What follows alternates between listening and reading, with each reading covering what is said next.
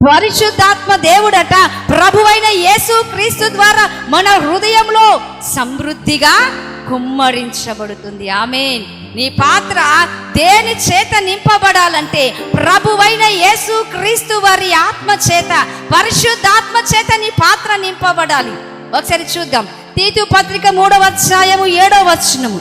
మనం ఆయన కృప వలన నీతిమంతులమని తీర్చబడి నిత్య జీవమును గురించిన నిరీక్షను బట్టి దానికి వారసులగుటకై ఆ పరిశుద్ధాత్మను మన రక్షకుడైన యేసు క్రీస్తు ద్వారా ఆయన మన మీద సమృద్ధిగా కుమ్మరించింది. ఆమేన్. నీ పాత్ర నిండుకుండలాగా ఉండాలి అంటే నువ్వు పరిశుద్ధాత్మతో నింపబడాలి. ఒకవేళ నువ్వు పరిశుద్ధాత్మతో నింపబడకపోతే మనము ఏమైపోతామంటే ఈ లోకంలో ఉన్న శరీరాశలకు, నేత్రాశలకు మనం లొంగిపోతాం. ఆత్మ మనల్ని ఏం చేస్తుందంటే దేనికి బానిసలుగా మనల్ని చెయ్యదండి. దేవుని ఆత్మ కలిగిన వాడు అన్నిటినీ వివేచిస్తాడు.